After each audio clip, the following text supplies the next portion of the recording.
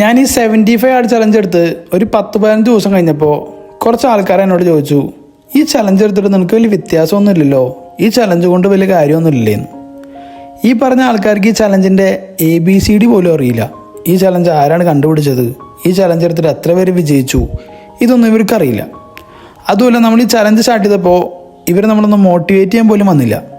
പക്ഷെ കറക്റ്റ് സമയത്ത് നമ്മൾ ഡീമോട്ടിവേറ്റ് ചെയ്യാൻ വന്നു. നമ്മുടെ മെഷർമെൻറ്റ് ചേഞ്ചസ് എല്ലാം നമുക്കറിയാലോ, നമുക്ക് അവരെ ബോധ്യപ്പെടുത്തേണ്ട ആവശ്യമില്ല.